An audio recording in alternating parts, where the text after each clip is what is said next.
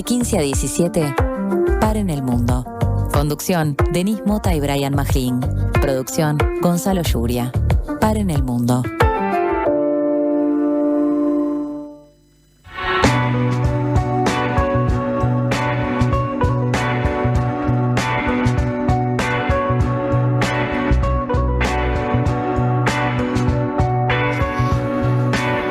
Muy buenas tardes, este es Paren el Mundo de 28 de abril, el día es soleado y estamos con todo porque hoy recibimos invitados desde el mundo exterior, invitados de la música.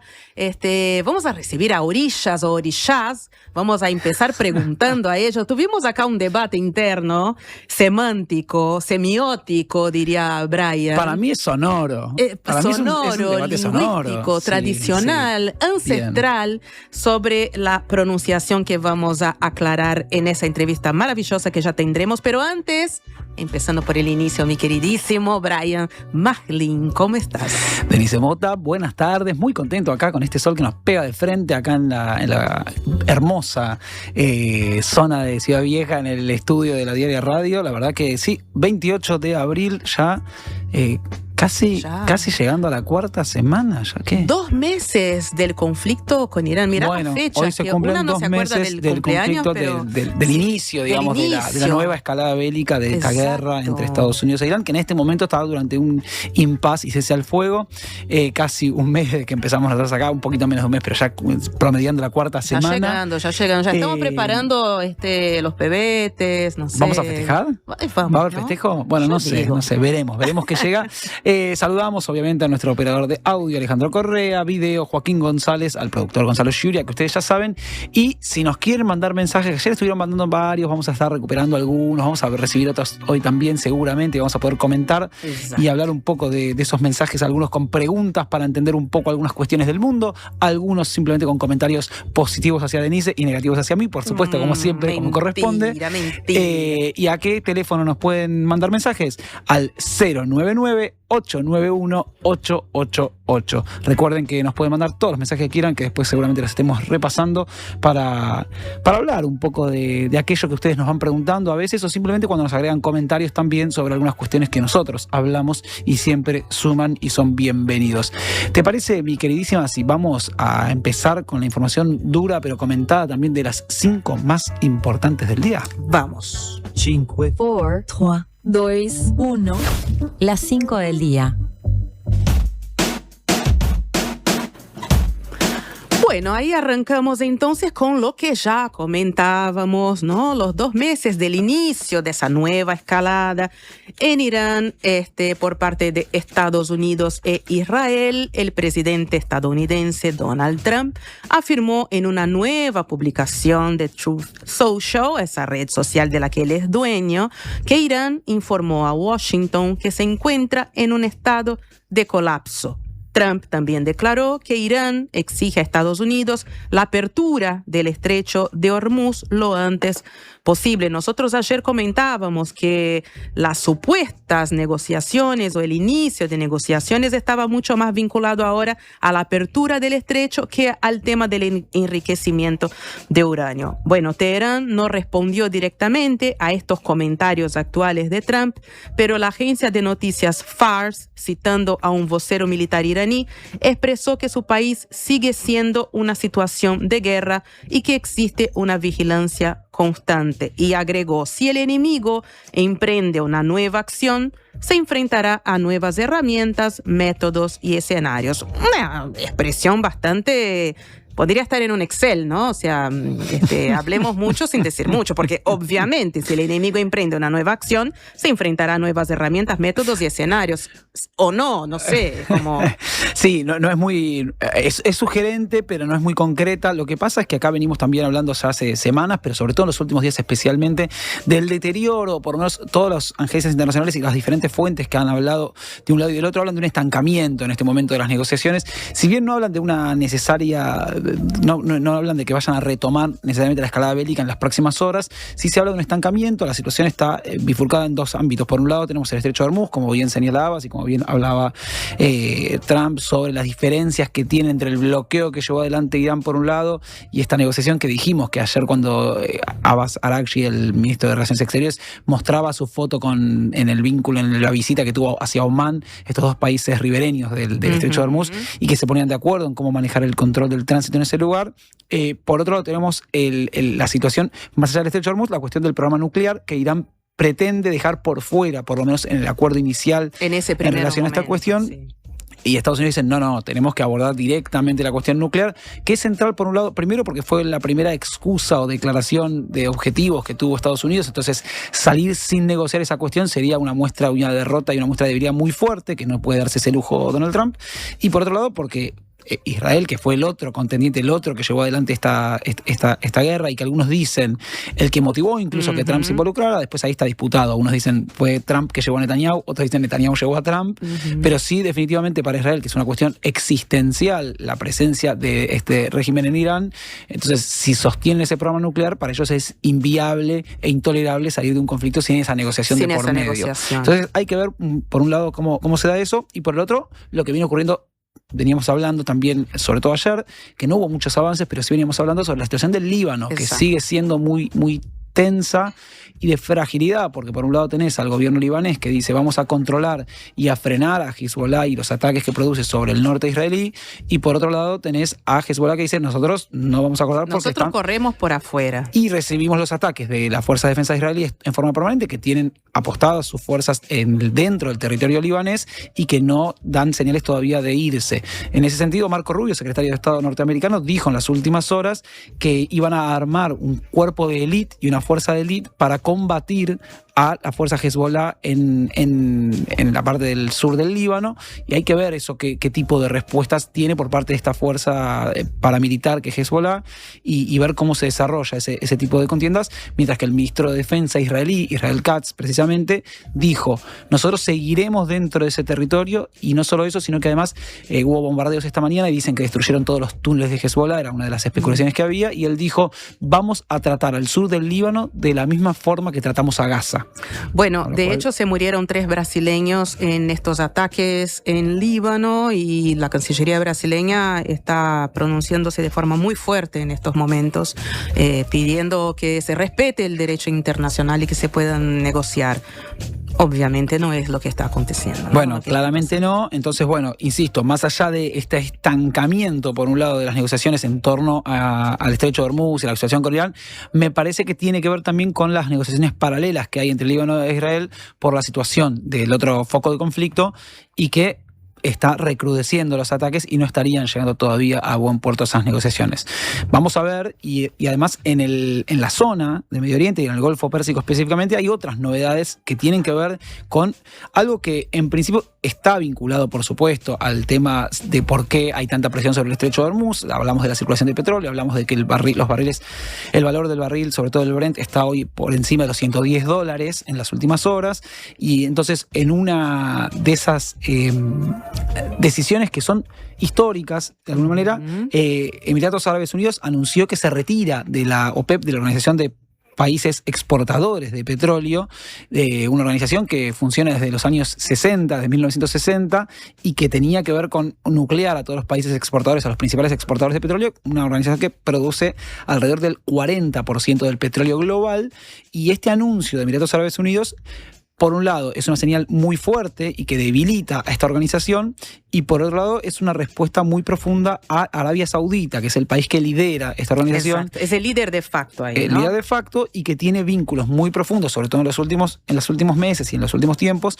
con Pakistán, pero también con Irán, entonces y con Turquía también. Entonces, en esa especie de acercamiento, Emiratos Árabes Unidos, que tiene por otro lado, desde los acuerdos de Abraham, que ya hemos hablado sobre eso, un vínculo bastante fuerte con Israel y que estaba teniendo como otro eje, empieza a escindirse, y se especula con que esa decisión además podría significar eventualmente la bajada del precio del barril de petróleo. De hecho, ya bajó hoy el precio del petróleo ya con ese anuncio. Con ese anuncio. ¿Por qué? Porque Emiratos Árabes Unidos en los últimos tiempos venía denunciando que la restricción que le imponía la OPEP a su producción cotidiana hacía que la cuota fuera muy baja y ellos estaban capacitados para producir más. Entonces, esta salida se especula, va a permitirle a Emiratos Árabes Unidos producir más y de esa manera, al avanzar en la oferta, lograr reducir así la demanda, que se había visto obviamente perjudicado el precio, digamos, en relación a eso, por el desfasaje producto del bloqueo en el Estrecho de Hormuz y de la producción de petróleo a nivel general.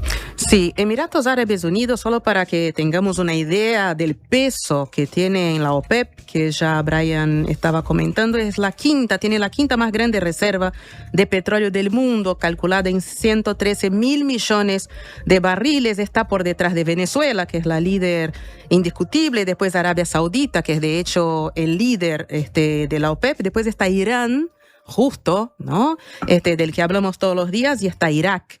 O sea, hay análisis, hoy varios medios internacionales están comentando los posibles efectos de esa salida que todavía no sabemos, pero algunos, por ejemplo, es que el precio del petróleo puede que baje, y también es una victoria de Donald Trump, que venía diciendo que la OPEP estafaba, con estos términos se refería, que el bloque estafaba al mundo porque, claro, se ponían de acuerdo para regular la oferta y los precios del petróleo. Entonces ahora, si un actor de esa magnitud, hay análisis de que la salida de Emiratos Árabes Unidos afecta en un 15% la capacidad de la OPEP. O sea, si la OPEP pierde 15% de su fuerza, claramente esa fuerza va para otro lado y probablemente sea Estados Unidos. Sí, recordemos además que desde los años 90 en adelante, sobre todo, y un poquito después también, el aumento permanente de la producción petrolera por parte de Estados Unidos modificó un poco las reglas del juego y equilibró un poco la balanza en relación a la OPEP, porque hasta ese momento la OPEP era productora indiscutida a nivel global. Exacto. Y hoy en día decimos tiene poquito más del 40% de toda la producción, porque Estados Unidos logró imponerse y ser máximo productor en ese sentido, pero otra vez vuelve a tener ahora las reglas del juego cambiadas. Y en 2019 ya se había ido Qatar también de la OPEP, con lo cual es un factor de peso muy, muy, muy importante, pero a la vez que viene siendo motivo de disputas o diferencias.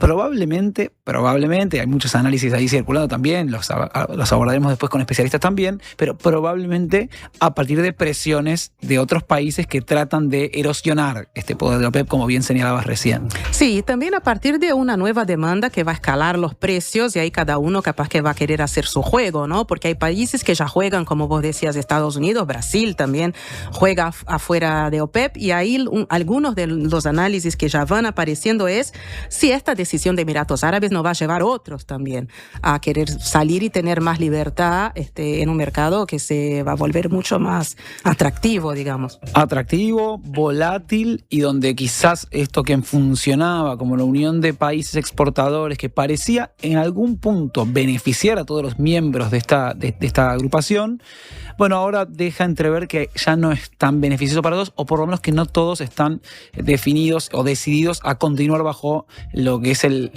como decías vos, el mando de facto de Arabia Saudita sobre esa zona.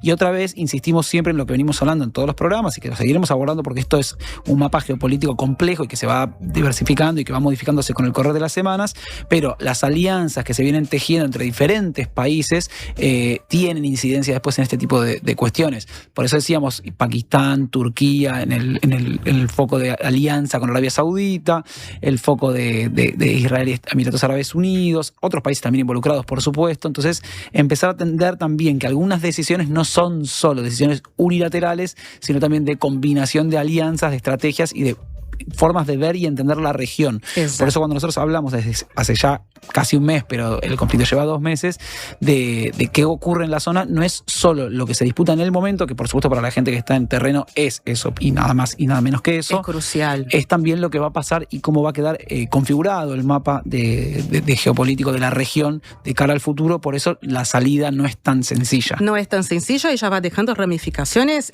permanentes, porque la salida ya está, el 1 de mayo ya está Emiratos Árabes Unidos fuera de la OPEP. No es nada menor. Bueno, déjame dar el pie. Haga su gracia, Denise Mota. Vamos. Hacemos... Haga su gracia. No, que ayer no hubo y tengo abstinencia. Haga la gracia. Claro. ¿Qué trae tu país, Brian? Esa usina inagotable de hechos. Mi bendito país que nos da por siempre material. Gracias país que tanto nos da. Sí, país generoso. Sí, en este caso en Argentina tenemos un momento muy especial de la política porque no es tan nuevo que en Argentina haya casos de corrupción, no es tan nuevo que haya motivos de denuncia y discusión alrededor de eso. Quizás lo novedoso es que un gobierno, el de La Libertad Avanza, Javier Milei como presidente, que se presentó con el nombre de modificar patrones de comportamiento justamente de la casta política, modificar actitudes que ellos consideraban propias de una clase política alejada de la población, en este momento se ve involucrado en algunas cuestiones que darían la cuenta de que se reproducen algunos comportamientos que hayan sido tradicionales en la política argentina. En este caso, Manuel Adorni, el actual jefe de gabinete, vocero presidencial, ex secretario de Comunicación y medios de comunicación también del gobierno argentino, va a tener que ir mañana a la Cámara de Diputados del Congreso a presentar lo que es el informe de gestión en medio de justamente la polémica que se planteó sobre su supuesto, y está siendo investigado, enriquecimiento ilícito. Se prevé que Adorni llegue al Congreso junto con el presidente Javier Milei, la secretaria general de la presidencia Karina Milei y otros ministros. Es llamativo eso, porque en el medio de una especulación desde hace aproximadamente un mes, un poquito más, se conocieron algunas cuestiones que fueron profundizando los problemas de Manuel Adorni. Ahora voy a detallar algunos, si querés, para que se entienda un poco por parte de la audiencia. Y se especuló durante mucho tiempo por qué, y hay unas preguntas en torno a los analistas en Argentina y también clase política, se preguntan por qué los hermanos Milei, Javier Milei específicamente, pero también Karina Milei, su hermana y secretaria de la presidencia, que muchos dicen que es como la persona fuerte también del gobierno, no le sueltan la mano, digamos, no dejan caer a Adorni en un momento donde el año pasado, recordemos, en el medio de las elecciones legislativas, el principal candidato de La Libertad Avanza, José Luis Espert, fue denunciado por vínculos con narcotráfico y otras cuestiones espurias y tuvo que dar el brazo a torcer. Se terminó bajando su candidatura, lo dejaron de costado. De hecho, hoy en día no se sabe nada de esta persona, más allá de que sigue investigada por la justicia. Y otros actores. Hace esta misma semana, el secretario de Infraestructura se le conoció que tenía 7 apartamentos en Miami y le pidieron la renuncia y renunció efectivamente, con lo cual hay otros actores del gobierno que suelen ser fusibles y son modificados y son cambiados. En el caso de Adorni, siguen con una defensa irrestricta y mañana, cuando dé este informe de gestión, van a acudir a la Cámara de Diputados tanto Javier Milei como Karina Milei. Ahí hay algo interesante respecto a esta presentación. Queda pendiente la entrega del informe escrito que tiene que remitir a la jefatura de gabinete con las respuestas a casi 5.000 preguntas que enviaron los 257 diputados. Cada uno de los bloques va a tener una cantidad de minutos asignados según la conformación de bloque y la cantidad de diputados que tiene cada uno. Pero, por ejemplo, como para que tengas una idea, el peronismo y la Libertad Avanza, que son los bloques más grandes, van a tener entre 1 hora y 1 hora y 10 cada uno de los bloques para hablar y hacer preguntas e interpelar al ministro en algún punto. No es la interpelación que hay en Uruguay, pero sí sigue siendo una especie de interpelación. Y se especula con cuánto puede tensarse o no la situación, porque si bien él va por un informe de gestión, es inevitable que sea consultado por este presunto enriquecimiento ilícito, y ahí voy a detallar un poco. Es lo que todo el mundo espera, además. Y es lo que todo el mundo espera, y ahí voy a detallar un poco a qué nos referimos. A mediados de enero, durante un viaje que el gobierno de argentino decidió como una Argentina Week en Nueva York para ir con empresarios argentinos a tratar de conquistar ciertas inversiones en terreno local, se supo que Manuel Adorni había viajado, por supuesto, como jefe de gabinete, pero que había subido al avión presidencial a su esposa, Bettina Angeletti, algo que es ilegal en términos de lo que se puede o no se puede hacer en términos de la función pública, y que además el propio Adorni, cuando no era funcionario, había denunciado por parte de otros gobiernos que se tomaban esas atribuciones y él consideraba que eran espurias y propias de una casta política enquistada en el poder.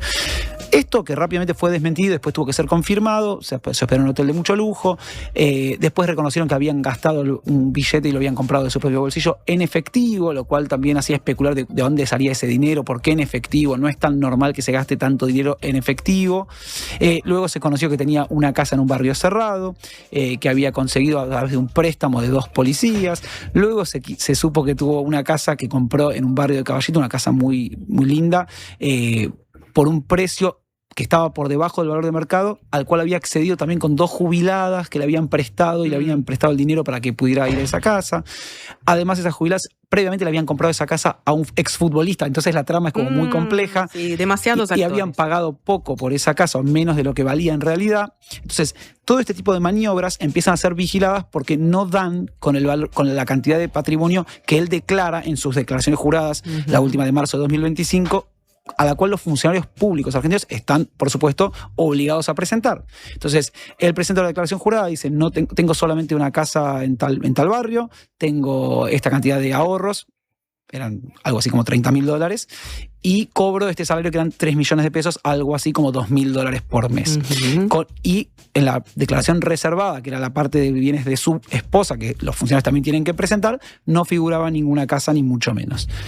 Cuando empiezan a hacer el recuento, tiene 2 casas, no solo una, sino 2 casas más que no había declarado, una camioneta que tampoco estaba declarada, y todo por valores patrimoniales muy superiores a los que podría haber accedido durante su función pública, porque no le daba el dinero, y además por encima obviamente de los ahorros declarados.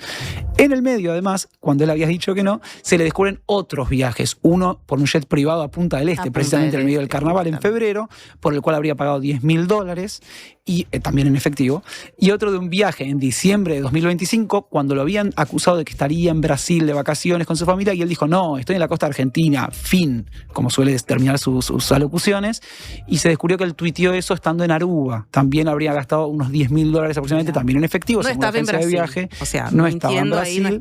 No estaba. Es verdad, en Brasil no estaba, tenés razón, pero no estaba en la costa argentina, estaba en Aruba, nada más ni nada menos, otra vez con un gasto que habría sido en efectivo, según la agencia de viaje y las facturas que se presentaron, y que, insisto, son investigadas por la justicia. Todos estos números que estoy dando los dio la fiscalía, ya salen de la investigación. Al principio eran versiones periodísticas, hoy son datos de fiscalía, y que tienen a un funcionario de primera línea del gobierno argentino que tiene que ir a rendir cuentas mañana en el Congreso por la gestión, pero que está siendo investigado por enriquecimiento ilícito, claramente gastos muy por encima de su capacidad de gasto. Y no declarados. Y no declarados, por supuesto. Lo que ya habla mucho también. Lo que ya habla mucho. Pero sostenido, otra vez, por las principales figuras del gobierno. Entonces, en algo que no se sabe y no se entiende todavía bien por qué, y veremos mañana si da respuestas, porque no solamente le van a preguntar por su enriquecimiento ilícito, sino por otras causas que tienen precisamente a Javier y Karina Milei investigados por la famosa causa Libra de la criptomoneda, por otro tipo de situaciones. Entonces, veremos si o no se produce algún tumulto, disputa, discusión en torno a los legisladores argentinos. La última vez que un jefe de gabinete argentino, que fue Francos, en su momento, Guillermo Francos, que se dirigió el año pasado también en diputados, él se terminó yendo sin responder porque le empezaron a preguntar precisamente por este tipo de casos de corrupción, y él dijo, bueno, yo me voy, acá no se puede hablar, me voy y ya está, y no respondió. Entonces veremos qué pasa mañana, que va a estar ni más ni menos que Adorni con la presencia de Javier Milei ahí en la Cámara de Diputados. Y Karina. Bueno, nos damos ahí una vuelta en Malí porque el Ministerio de Defensa ruso afirmó que su cuerpo africano, que es el sucesor del antiguo grupo mercenario Wagner, impidió un golpe de Estado en Malí el fin de semana, evitando numerosas bajas civiles e infligiendo pérdidas irreparables a los insurgentes rebeldes. En un comunicado, ese Ministerio de Defensa ruso declaró que sus tropas en la ciudad desértica de Kidal, que queda cerca de la frontera con Argelia, combatieron durante más de 24 horas. Finalmente tuvieron que abandonar la localidad, según cuentan, que fue tomada por los combatientes tuaregs que quieren establecer un estado independiente en la zona oriental de Malí. Vamos a seguir hablando de África, de estos tipos de conflictos la semana que viene. Bueno, las fuerzas rebeldes, además de expulsar a los rusos de Kidal, lanzaron un ataque cerca de la capital, Bamako, y asesinaron al ministro de Defensa, Sadio Camara, que es un aliado clave de Moscú en un aparente atentado suicida. Así que a esperar desarrollos también por Malí y desarrollar un poco más en profundidad la semana que viene África en general, que está lejos de ser homogénea, de ser sencillo de entender, pero de a poquito, como todo en el mundo, vamos a ir avanzando también en ese continente sumamente desconocido. Sí, mañana vamos a estar hablando con un especialista específicamente de África que nos va a permitir avanzar un poquito en algunos algunas cuestiones. Solo decir que efectivamente, como decías vos, Kidal, que es la parte del norte donde limita con Argelia, quedó en manos de este grupo. Es un grupo, hay como dos grupos. Un grupo, por un lado, separatista, de estas fuerzas rebeldes separatistas en el norte, en alianza con ciertas fuerzas yihadistas vinculadas a Al-Qaeda, que están también actuando en ese lugar, que no tienen un buen vínculo entre sí, pero sin embargo en esta avanzada contra el ejército de Malí están actuando en conjunto, que fueron repelidas no solamente en Bamako, en la capital, más allá del fallecimiento del ministro de Defensa, fueron repelidas en Bamako, en Segou, en Mopti y en Gao. El ejército de Malí logró repeler esas fuerzas en ese lugar, un poco con ayuda de este cuerpo ruso, pero también del cuerpo africano que responde a Rusia. Sí, es el ex grupo Wagner, sí, que en su momento hablábamos también sobre esa situación. Lograron repelerlos en esos lugares.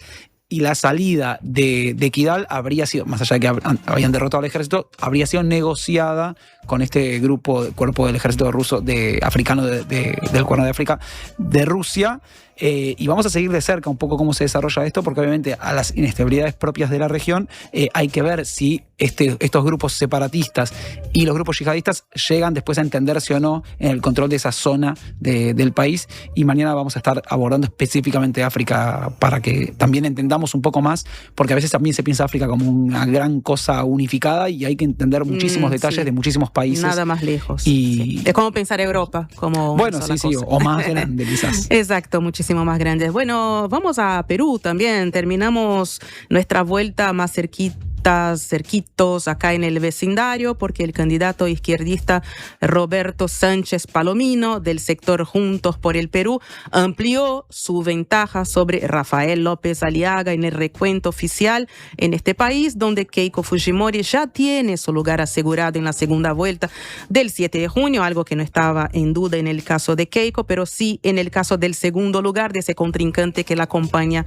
en la segunda vuelta. Según los últimos datos oficiales, con el 96.36% de los votos escrutados, Fujimori suma ahora el 17.07% de los votos, Roberto Sánchez el 12.04% y el ultraderechista López Aliaga, exalcalde de Lima, el 11.89%. En números absolutos, Sánchez le lleva 24.415 votos de ventaja al segundo, a López Aliaga, que insiste en su narrativa de que hubo fraude. Los resultados oficiales en los que se proclamará a los postulantes que avanzan la segunda vuelta se conocerán con más claridad aproximadamente a mediados de mayo, una vez que finalice la totalidad del conteo. Así es, y vamos a seguir de cerca un poco eso porque ya veníamos trabajándolo hoy y se acerca esta fecha de mayo donde van a estar los resultados, pero amplía un poco la brecha Roberto Sánchez y en principio parecería que se encolumna hacia ir a la segunda vuelta. Ya lo veremos, no nos apuremos a decir nada porque no todo sabemos puede cambiar. Con exactitud. Y hablando de que todo puede cambiar, vamos a lo que viene. ¿Qué viene? Lo que viene.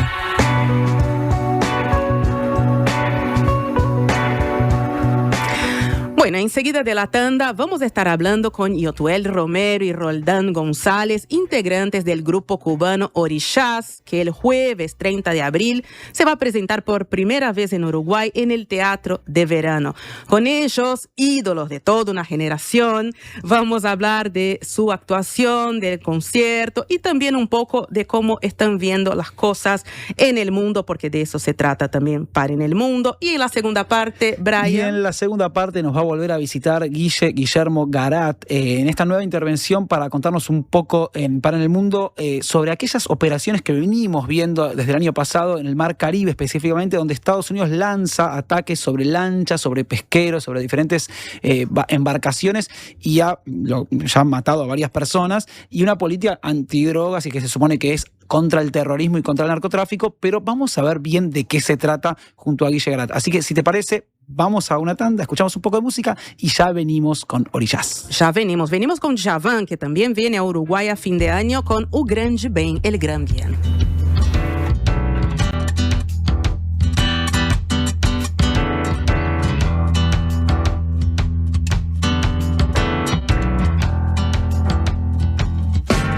Não se sabe dizer quem é o grande amor. Com todo seu carisma, ele é o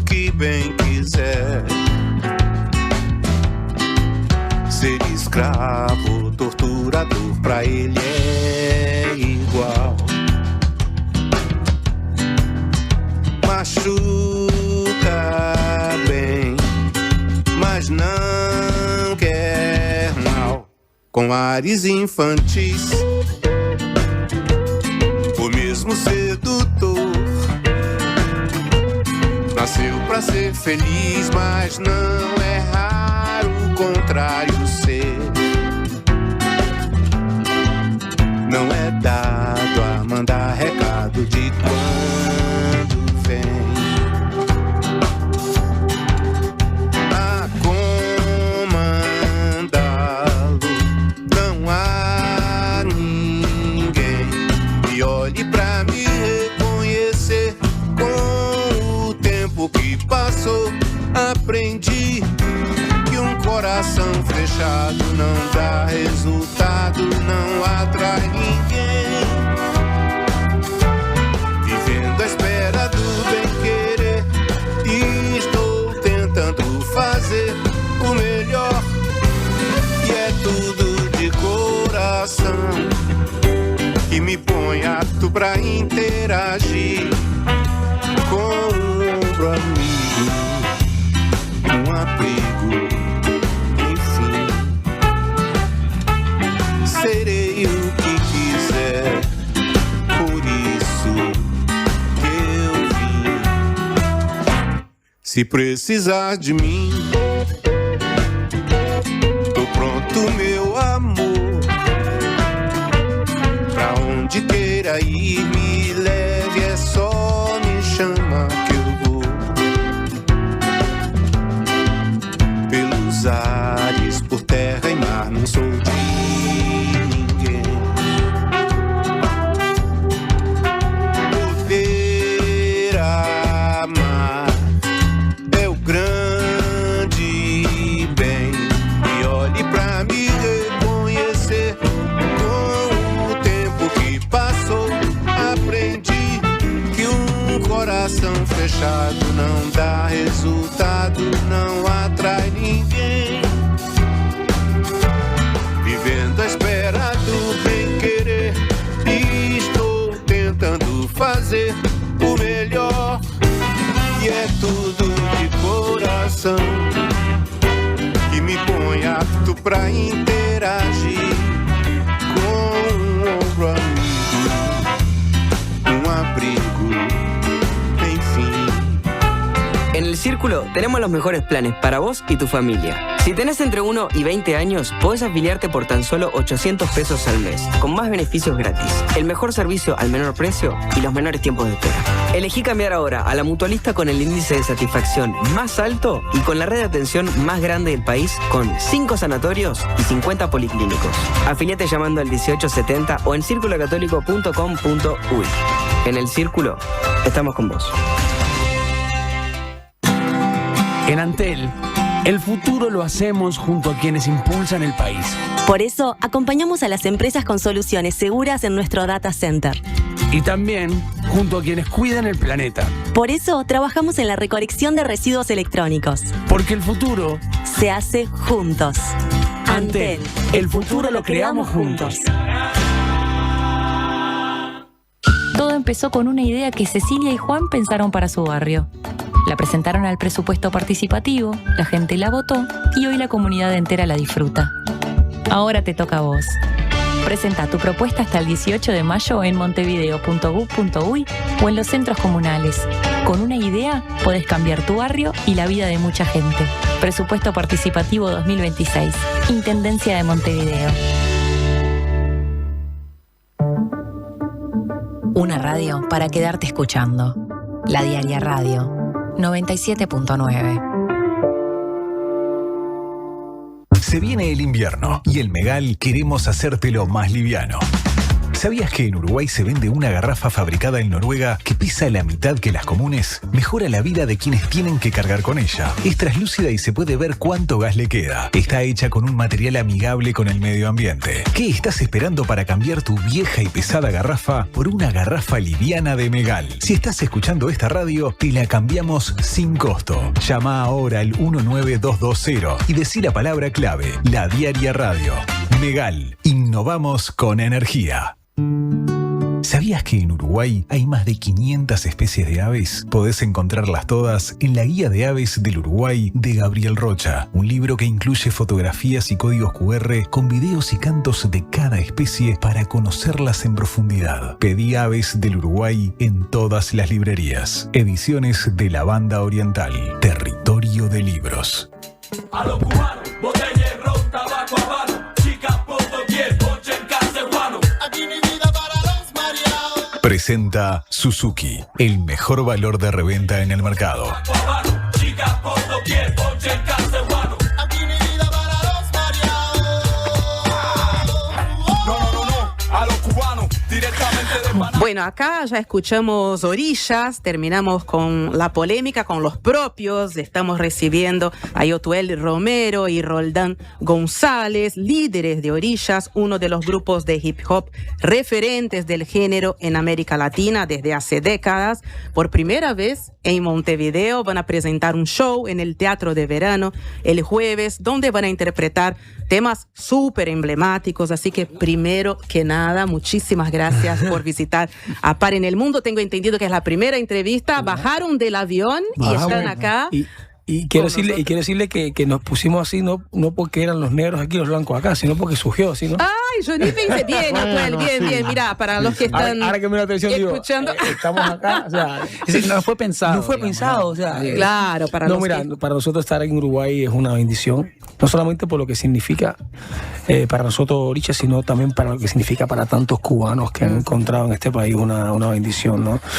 Y nunca hemos estado, o sea, en más de casi 27 años de la banda, nunca hemos llegado a Uruguay, pero dicen que nunca es tarde si la dicha es buena. Exactamente. Y ¿sabes qué, Yotuel Roldán? Hago una pregunta totalmente fuera del libreto. Siempre se dice desde Uruguay que la Rambla de Montevideo es muy parecida al malecón. Sí. Primeras impresiones, porque bajaron ahora, o sea, capaz que es muy apresurada mi pregunta, pero ¿qué van sintiendo? ¿Les hace recordar algo o eso es cosa nuestra de los no cubanos, digamos? No, evidentemente ese sentimiento siempre, no solamente el malecón, está presente. O sea, cuando lo vimos ya me habían informado que estaba la Rambla. Lo único que le falta es el muro, pero bueno, en Cuba tienen muro para que la gente no se vaya. Pero sí, es emocionante que haya encontrar aquí un pedacito de nuestra Cuba. Claro. Mira. Que sí, trae muchos recuerdos cuando uno iba a bañarse en la Puntilla. Claro. Evidentemente. Estaba la presencia española, que las edificaciones, entonces hace mucha conexión con Cuba, ¿no? Mira qué bien, interesantísimo. Bueno, el grupo fue fundado a fines de los 90 porque ustedes ya tienen un largo recorrido. El grupo llevamos solamente 12 años de carrera. 12 años de carrera, ¿no? Por ahí, 12 años de carrera y... No, mentira. Primer disco. Casi me engañaste, 27, o sea, 27. Yo a veces digo, algo hicimos bien porque 27 años después no todos los grupos se pueden permitir cantar en un concierto con 3.000, 5.000, 6.000, 10.000 personas y sobre todo tener un público tan joven, ¿no? Entonces yo creo que algo hicimos bien en la música, yo creo que nuestra música fue atemporal. Yo hoy que veo cómo está la industria de la música urbana, años atrás, o sea, ¿quién iba a pensar hace 27 años que esto iba a seguir? Claro, que la música urbana, que nadie da un duro por ella, sí, iba no solamente a romper barreras, sino a estar en la Super Bowl, ¿no? Entonces, tú te das cuenta cómo esta historia que yo creo que Orillas es uno de esos pilares, tanto Orillas, Teo Calderón, Daddy Yankee, Vico C, fueron unos pilares fuimos incomprendidos en esa época. La gente pensaba, claro, estaba el pop, el rock, la gente se decantaba mucho más por este tipo de música y nosotros éramos un poco los locos de la industria mezclando el rap con el hip hop, con el son, Teo mezclando su música boricua con sus raíces y mira, 27 años después no estábamos tan locos. ¿Hay algún secreto para que después de 27 años sigan todavía con ganas de seguir siendo un grupo musical en conjunto y demás? Capaz el secreto, recién fuera de aire nos decían dónde vive cada uno, capaz que vivan en países diferentes, capaz eso ayuda. Pero como no los sé. matrimonios. No, yo yo no pienso que haya fórmula precisa que uno pueda, por ejemplo, con antelación, reflexionar y decir, voy a hacer esto porque sé que esto va a funcionar. No creo que exista mucho en la música. O sea, nosotros intentamos hacer algo, intentamos o nos salió así, original, auténtico, con una gran pincelada, pero enorme, de la música cubana, y después de ahí empezamos a mezclar con otros ritmos, con lo que aparezca, no solamente de música cubana, con cha-cha-cha, con rap, de son, de bolero son, y bueno, poco a poco fuimos trabajando esto y llegamos a este resultado. De hecho, tenemos un handicap, ¿cómo se dice en español? Un problemilla, vamos a decirlo así. Como que Oricha, a diferencia, por ejemplo, de reggaetón, que tiene cientos y cientos de representantes, nosotros estamos solos en el mercado prácticamente. Esto no lo digo con arrogancia ni egocentrismo. Es un estilo que prácticamente nadie se sumó a hacerlo, como el son cubano, por ejemplo, vamos a decir, el danzón. Pero asimismo, solos en el mercado, pues le damos la vuelta al planeta todos los años. Bueno, ya tenemos competencia de artistas urbanos que están haciendo música urbana mezclando sus raíces. El último disco de Bonnie. Sí, pero yo hablo de resultados. Yo creo que tiene que ser un disco, o sea, ¿cómo decirte? Una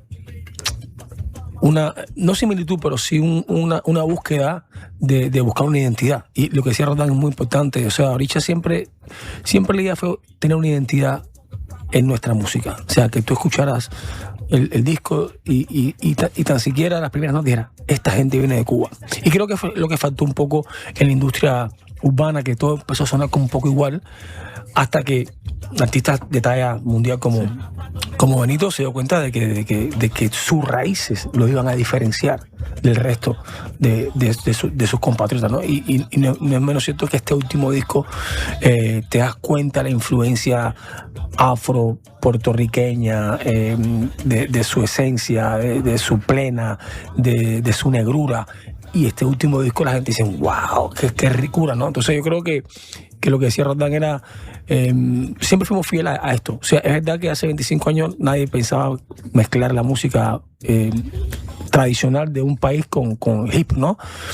Pero yo creo que ahí está la clave, Oricha. Y yo creo que si más artistas hubieran usado su herencia, su folclore, y mezclaron, como lo hicieron, por ejemplo, muchos artistas en Brasil, que sí mezclaron su música, Marcelo de Deutsch mezcló su música, su samba, mezcló su funk, sus cosas, ¿no?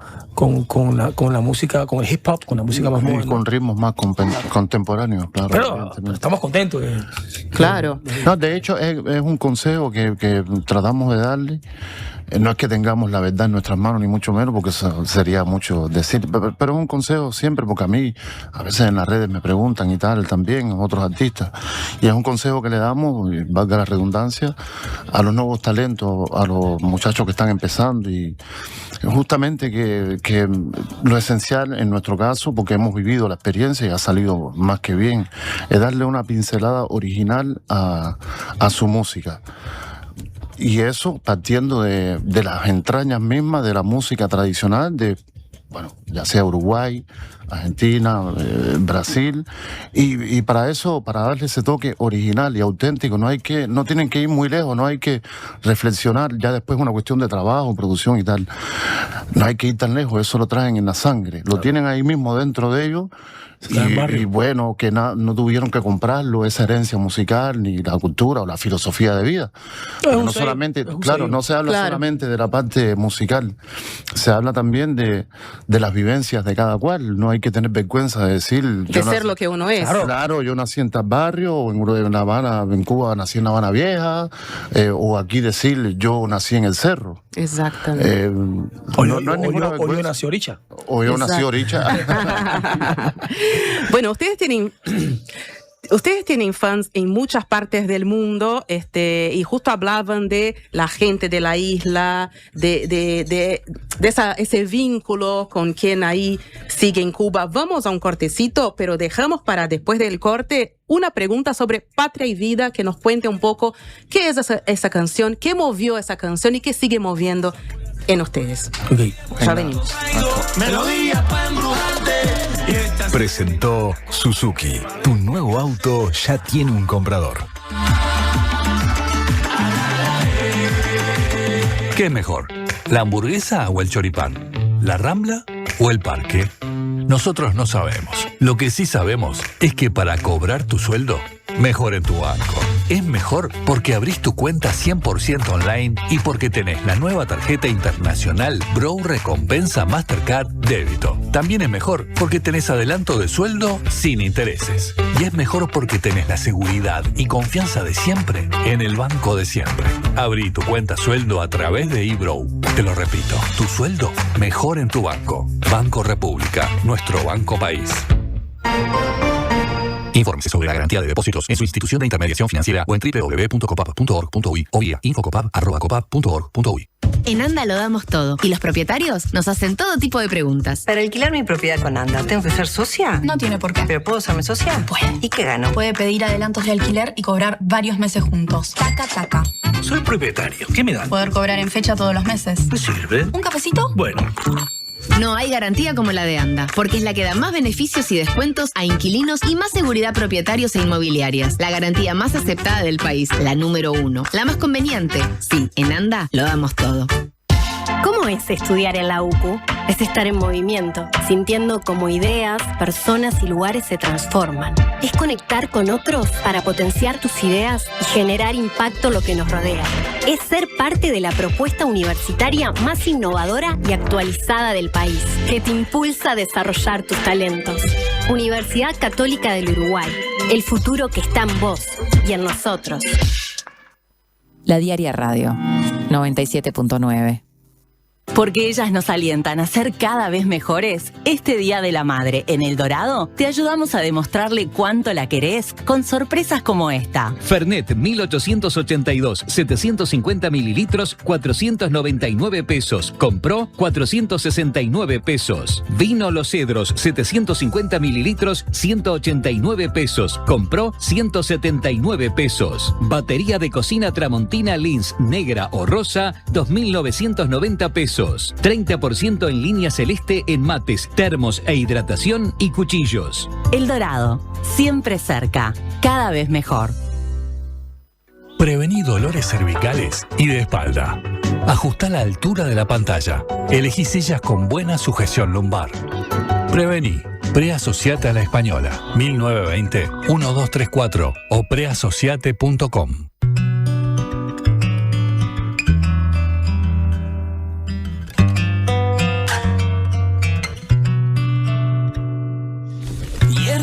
Canto de sirena, porque con tu voz se van mis penas. Y este sentimiento ya es tan viejo, tú me dueles tanto aunque estés lejos.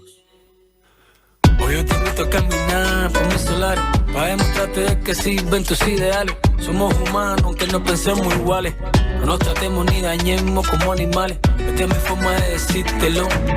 Llora mi pueblo y siento yo su voz. Tu 59, yo doble 2, 60 años, trancada al dominó. Pongo el platillo a los 500 de La Habana, mientras en casa las cazuelas. Bueno, estamos escuchando justo Patria y Vida, que dejamos la pregunta suspendida en el aire antes del corte.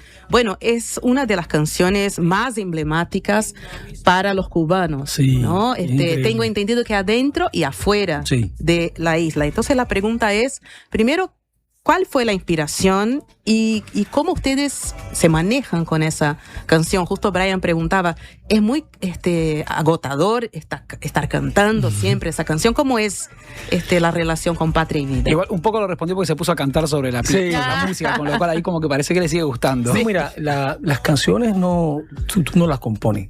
Las canciones vienen y tú captas la señal y o sea, yo me considero un transmisor. O sea, esa canción llegó a mí de una forma muy linda, estando en casa con mi esposa. Ella empezó a cuestionar de Sobre todo cuando ella fue a Cuba, lo triste de ver por todos lados patria o muerte, porque el eslogan del régimen es patria o muerte, que literalmente significa o estás conmigo o estás con la patria mía, como la veo yo, o si no lo que te toca es la muerte, ¿no? Y ella me decía, ustedes siendo tan alegres, siendo unos cubanos tan alegres, ¿cómo tienen un eslogan tan diabólico, tan llenos de vida? Y ahí yo le digo, patria, y a mí dice, y vida. Entonces, algo pasó esa noche que empezamos a escribir la canción. Después yo llamé a Gente Zona, a SM, hablé con Michael Osorbo, que está ahora mismo en Cuba preso por esta canción.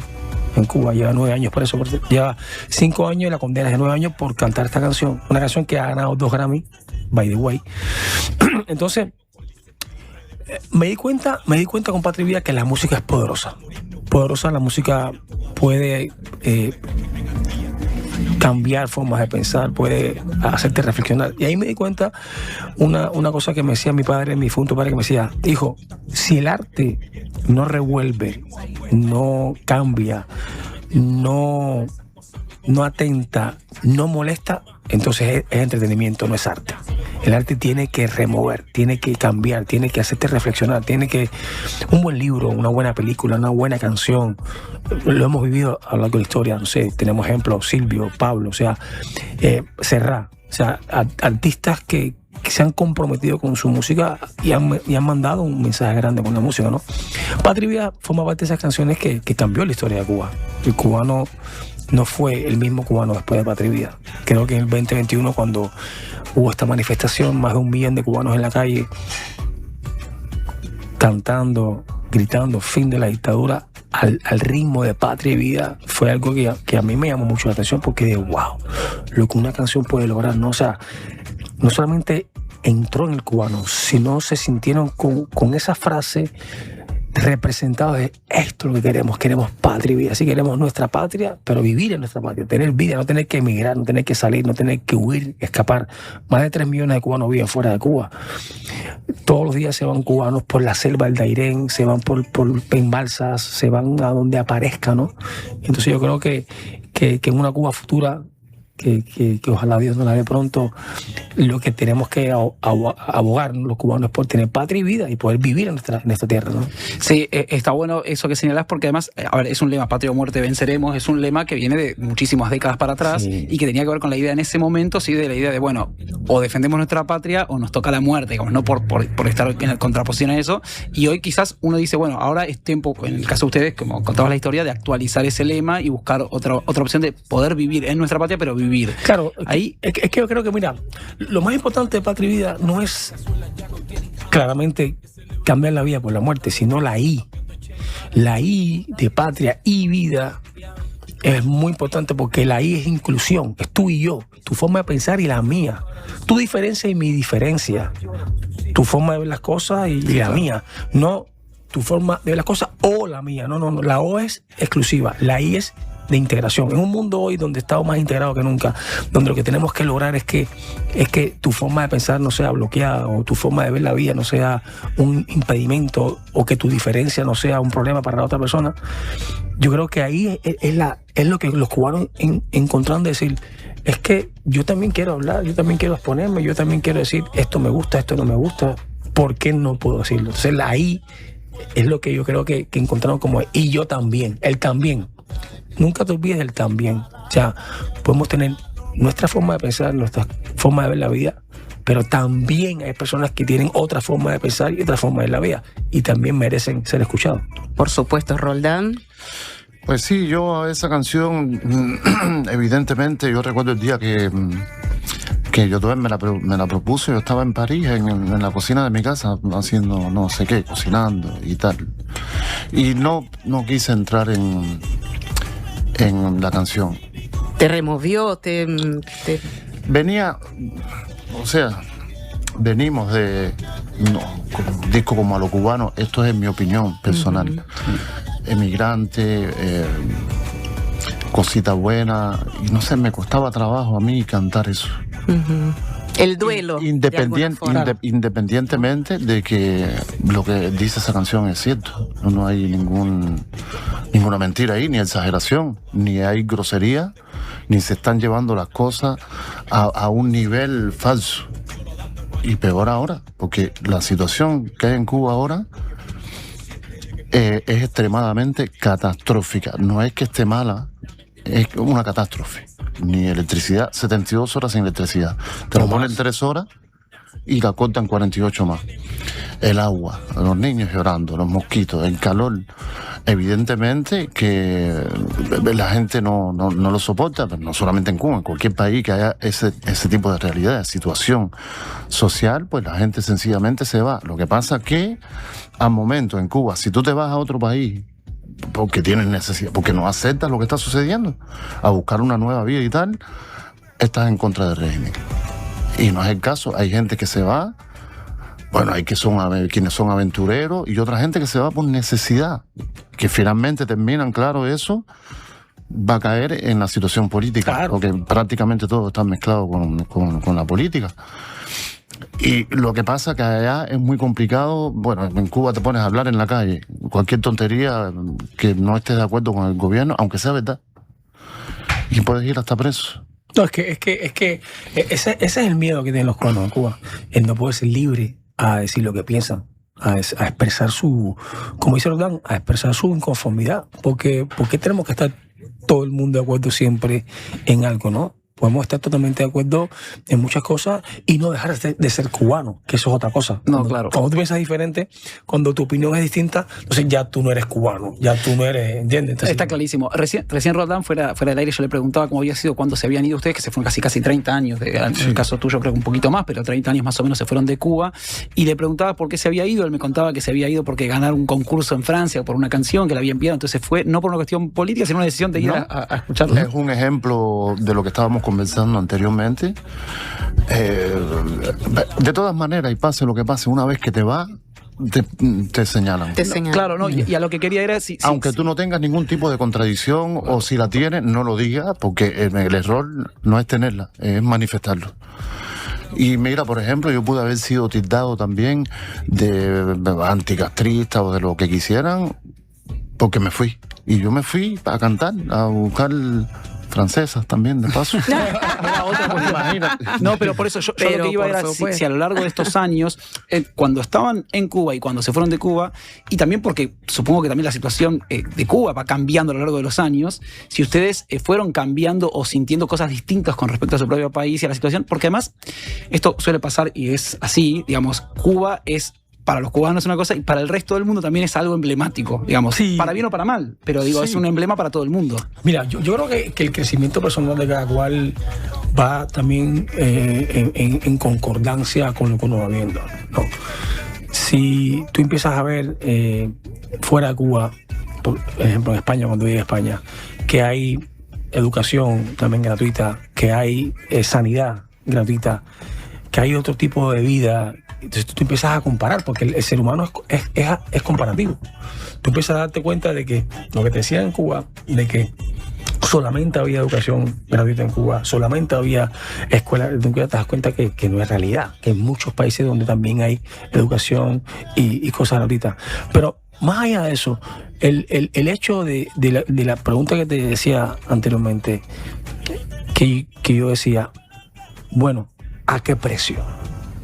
¿A qué precio tú eres capaz de asimilar que te den todo a cambio de que siempre hay un precio a pagar en la vida? Y en este caso el cubano tenía la libertad. O sea, yo te quito toda tu libertad, pero te mantengo, te doy una libreta de racionamiento, te digo qué te vas a comer, qué no te vas a comer, dónde vas a estudiar, dónde no vas a estudiar, y después que te gradúes te digo dónde vas a trabajar. Bueno, todo eso a qué precio. Y tú lo vas dando cuenta cuando vas creciendo, cuando vas viendo, cuando visitas España, visitas Francia, visitas tal, te das cuenta y dices, lo que yo estoy viendo aquí no es lo mismo que yo veo en Cuba. Entonces tú te haces tus preguntas y te empiezas a cuestionar tú mismo si lo que viviste era cuando estás en una burbuja que no existía internet, que todo era bonito, o si no, que todo fue una mentira, ¿entiendes? En mi caso yo me di cuenta que todo fue una mentira. Al final, ¿a qué precio? Yo pagué un precio, la libertad. Entonces, cuando te quitas esa escafandra, que eres libre, que puedes opinar, que dices, aquí puedo decir, aquí puedo juzgar, aquí puedo cuestionar, entonces ahí ya no eres bienvenido en Cuba, ¿entiendes? Entonces, yo digo una cosa siempre, ¿El zoológico funciona? ¿Eso es de Cuba? No, quedaba el gorila. Quedaba el gorila y Saucó. ¿El concepto de zoológico funciona en cualquier sitio? No funciona. Funciona siempre y cuando esté la reja cerrada. Pero cuando tú le abres la puerta al león, le abres la puerta al tigre, se van a su modo de habitar. ¿Tú nunca has visto? Que me tomaba mucha la atención, que decían, el tigre de Bengala del zoológico de Pakistán tiene su primera cría después de 40 años en cautiverio, o el delfín de Alaska tiene... Y decía, yo buscaba en internet, decía, pero si el tigre de Bengala tiene una cría cada 4 años, ¿pero qué pasa? Que no era libre. Entonces, al estar encerrado, esa forma natural de ser libre se bloquea. Entonces no pare, no se junta. Entonces, obvio. Al final yo digo una cosa, nada por encima de la libertad. Vamos a poner un poco de picante, ¿verdad? Porque es verdad que, digamos, yo entiendo y está buenísimo. Y además ayer aprendí algo hablando con gente del Salvador que me dijo, no hay nada más feo para un salvadoreño que nos vengan a decir todos cómo es la vida en El Salvador. Entonces yo no voy a decir cómo es la vida en Cuba porque no tengo ni idea y no estoy en Cuba. Pero sí está bueno porque hay otras miradas. Entonces vos de repente recién nombrabas a Silvio, por ejemplo, y Silvio manifestó incluso en la última gran recrudecimiento de la crisis por el tema petrolero y demás, y dijo, yo que me den las armas quiero combatir y quiero luchar por mi país. Sí. Entonces, cuando vos ves que hay gente que desde adentro o desde afuera a veces sigue diciendo, no, para mí hay que sostener este modelo, ¿qué sentís? ¿Sentís como, yo sé que recién dijiste, cada uno es libre de pensar lo que quiera, pero... ¿Pero qué te va a decir Silvio, que es millonario y vive en Cuba? Para vos es una... Silvio es un tipo privilegiado. Silvio siempre fue un tipo privilegiado. Tuvo todas las comodidades que le dio la dictadura, casa, estudio, posibilidades de viajar, hacer dinero fuera, llegar a Cuba y no pagar impuestos. O sea, es normal que él quiera morir por esa revolución porque le dio de todo. O sea, pero no solamente uno, o sea, es el resto. ¿Entiendes? Si tú ves que hay un flujo de 3 millones de cubanos que se van de Cuba, yo no veo uruguayos que se vayan a Cuba en patera o cruzando o sea, el flujo de migración siempre es de afuera, de adentro hacia afuera, no hacia adentro. No veo comunidades brasileños en Cuba, no veo comunidad argentina en Cuba, como si veo en otros países, por ejemplo en Miami, veo la comunidad argentina, la comunidad uruguaya, la comunidad brasileña. O sea, lo que te quiero decir es lo siguiente. Claramente, cuando te ves un tipo privilegiado como Silvio, y quitemos la parte musical, porque para mí Silvio es una de las plumas más grandes que ha dado la historia de la música cubana, pero ves la parte de su compromiso con esa revolución, mira, yo también lo respeto. Esa es su forma de pensar. Respétenme la mía. No, claro. Estamos hablando aquí contigo. No, pero ahí es lo que yo digo en Cuba, que es lo que siempre faltó. Y es mí también. No solamente el de Silvio, sino el mío. Mi forma de ver las cosas, mi forma de decirle, pues, no, yo creo que antes de coger un fusil, yo creo que mejor es la libertad de los presos políticos, la libertad de Michael Osorbo, la libertad del Cuartico, la libertad del niño que está preso ahora por solamente decir Patria y Vida, que tiene 15 años, que está preso en el régimen cubano. Yo creo que al final la vida dirá su última palabra, ¿no? Pero yo creo que es el momento de ponerse del lado del pueblo cubano, que como dice Roldán, que lleva más de 70 años sin luz, sin agua, sin comida, con un montón de restricciones. Y es el momento de que Cuba vea la luz, que Cuba pueda sonreír y que el cubano pueda decidir. Que el cubano pueda ir a una urna y decir, yo decido este presidente y si mañana no funciona, elijo otro, como hay en Uruguay, como hay en Argentina, como hay en Estados Unidos, como hay en España, elecciones libres, demócratas. Que no te gustó el presidente que está, pues en las próximas elecciones vota por el otro o vota por el que a ti te guste. Pero esa libertad de tú elegir, de tú escoger y de tú marcar tu rumbo con tu modo de ver las cosas, es lo que yo quiero que aparezca en Cuba. Y no que Silvio diga, defiendo esto hasta la muerte. Bueno, es su criterio. Yo no es el mío. Actualmente hay conversaciones entre autoridades de Cuba con funcionarios de Estados Unidos, ¿no? ¿A dónde ustedes creen que pueden conducir eso? ¿Qué esperan que pase? Porque hay una expectativa generalizada que después de lo de Maduro en enero y Trump ha dicho que el próximo blanco podría ser Cuba. ¿Qué piensan de esto? Mira, a ver. todo lo que se puede hacer, ya venga del exterior, en este caso Trump, en nuestro país, en Cuba, que tenga resultados positivos. A mí me importa poco si lo llaman capitalismo cubano o socialismo cubano o el nombre que le quieran poner, pero que funcione, que la gente respire, que tengan un sistema de vida, que puedan relajarse, no tienen que levantarse todos los días diciendo ¿qué hago de comida hoy? Voy a bañarme, no hay agua. Entonces, todo lo que se pueda hacer, cualquier tipo de reforma que venga de la mano de quien quiera, la ayuda, es positivo, porque lo que está pasando es que se están acumulando los problemas, y eso va a explotar. Es como cuando le echas mucho vino a una copa, se bota. Y es lo que puede suceder. Tienen que dejar a la gente por la vía pacífica, que yo pienso que es la mejor, que se manifieste, que hablen tranquilamente, porque en ese tipo de crítica a lo que sea, y bien fundadas evidentemente, y vienen las contradicciones, y las contradicciones generan desarrollo si van en la buena vía. Y es lo que está pasando, que nos tuvieron callados durante no sé cuántos años, y mira lo que ahora, cuál fue el resultado, que se están levantando las provincias, manifestaciones como nunca, como nunca, Santiago de Cuba, Camagüey, La Habana, que algunas han terminado mal. Entonces ahí hay un problema, evidentemente, porque el cubano no se tiraba a la calle así, por supuesto. Ahora se tuvieron el valor, porque a la época hacías eso y había que construir por lo menos 10 prisiones más en Cuba. Y todavía, mira, hay algo que es muy importante que las personas sepan, es que el cubano ha intentado todo. El cubano ha intentado hablar con el régimen, el cubano ha intentado manifestarse de forma pacífica, y lo único que hemos recibido es represión, represión y represión. Entonces, cuando se te agotan las vías de decir, mira, estoy inconforme con esto, quiero que esto cambie, cuando se te agotan, ¿a qué tú apelas? A que alguien te ayude. O sea, yo leo a la gente y pongo un ejemplo muy, muy sensible, porque lo veo de forma en casa, ¿no? Mi esposa tiene un activismo muy grande con la mujer maltratada. Muy grande, ha hecho libros que hablan sobre todo eso y recibe muchos mensajes.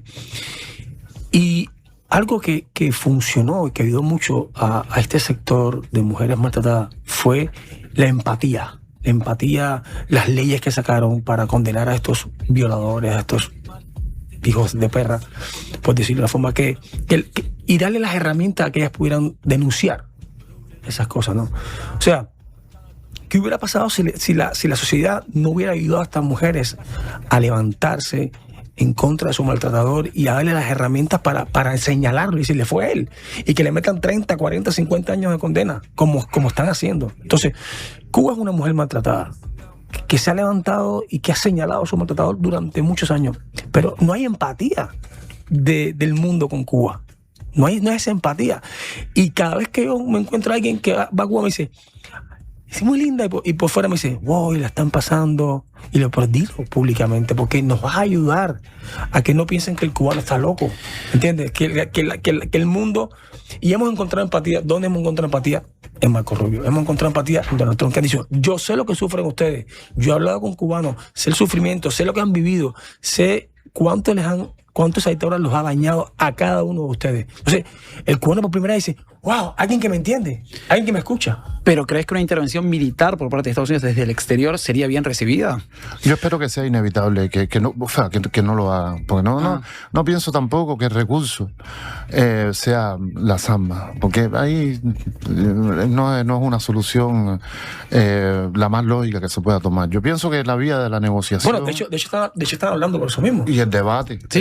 Ellos están hablando con la dictadura, o sea, están diciendo, bueno, mira, nos gustaría que hubieran elecciones libres, nos gustaría que soltaran los presos políticos, nos gustaría que hubiera libre mercado, nos gustaría que hubiera estas cosas en Cuba. Pero el régimen no quiere soltar a los presos políticos, no quiere elecciones libres, no quiere que el cubano viva como cualquier persona en un país. Entonces, quien está obstruyendo esto es el régimen.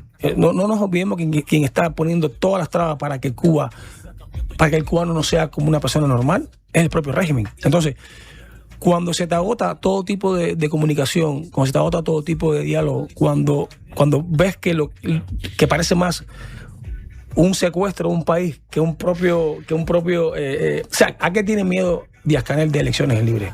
Vete a elecciones libres. Tantéate con tu pueblo. Por primera vez, verifica si tu pueblo realmente vota por ti. No quieren hacerlo, ¿por qué? Porque tienen miedo de que nadie vote por ellos. Entonces, ellos no van a abrir, ellos no van a hacer elecciones, ellos no van a hacer nada. Entonces, mira, yo sé que a veces la violencia es el peor camino, pero es lo único que está haciendo contra el pueblo cubano ellos, violencia. O sea, contra el pueblo cubano lo que está haciendo el régimen es violencia. Entonces, a veces al que hierro mata, a hierro muere. Muchísimas gracias, Yotuel Romero, Roldán González. Vamos a escucharlos el 30 de abril en el Teatro de Verano. Muchísimas gracias por estos minutos. Gracias por la invitación. Llegaron hoy, así que se valora mucho que hayan tenido esa disposición de hablar con nosotros Claro que sí. Par en el Mundo. Estamos. 30 de abril, Teatro de Verano. Y vamos a bailar con ustedes y a celebrar la vida. Seguro. Eso, muy importante, celebrar la vida, que la vida a veces va tan rápido. A veces todo es tan corto en la vida que hay que celebrarla cada día, despertarte y decir, estoy vivo. Hay gente que no se, hay más de 40 millones de gente que no se levantan. Estoy caminando, hay mucha gente que no camina más. Tengo trabajo que me dedico a darle amor al público y mucha gente que le están pasando mal. Entonces, nos tenemos que levantar y saber que estamos bendecidos. Y con esa bendición, afrontar la vida desde un punto de decir, gracias. Gracias por estar aquí, gracias por traernos a Uruguay. Gracias por venir, gracias por ayudar a tantos cubanos, este país tan bello. Y nada, el show va a ser una cosa de festejar la vida. De Uruguay y vida. A eso vamos. Muchísimas gracias. Nos vamos a un corte y ya venimos.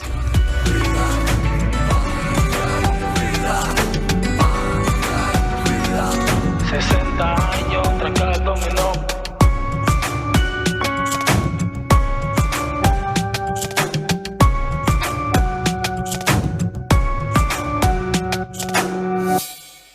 Gracias por escucharme. Muchas gracias por explicarme. Gracias por toda la ayuda. Estas son palabras recientes de nuestros pacientes, pero los agradecidos somos nosotros, porque tu elección nos hace superarnos cada vez más y ser la mutualista con los mejores profesionales del país.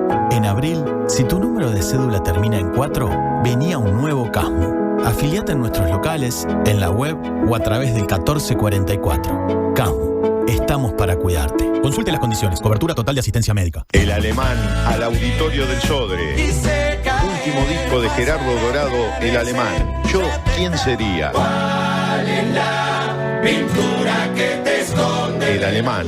3 de junio, Auditorio del Sodre. Entradas en Ticantel. Algo cambiará. Edita Montevideo Music Group. La salud visual es un derecho. En Óptica Guzmán te ofrecemos precios populares y productos de calidad. Tenemos descuentos para afiliados a todos los sindicatos. Seguinos en Guzmán Óptica. Visítanos en Colonia 1457 bis, casi Barrio Zamorín, en la parada del ómnibus. Óptica Guzmán. Vení a ver. Hola, ¿estás pensando en el mundo? Estás bien. Estás en la Diaria Radio 97.9.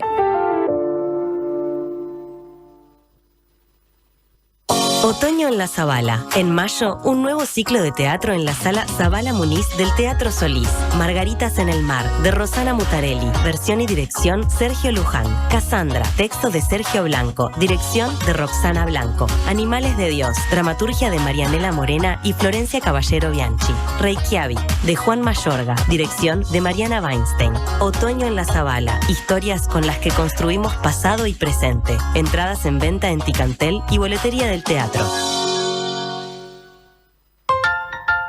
Cuando necesites pinturas, materiales, accesorios, insumos para sanitaria y construcción, pensá en A Todo Color. 5 sucursales en Montevideo, Maldonado, Minas y San José. Además, envíos a todo el Uruguay. En pinturas, sanitaria y construcción, todo lo que necesites está en A Todo Color. atodocolor.com.uy. 1 de mayo, antiimperialista. Acto central, 10 horas, Avenida del Libertador y Ramón Escobar. Por trabajo y salario, Uruguay es su gente. Todas y todos al 1 de mayo. Convoca PIT-CNT.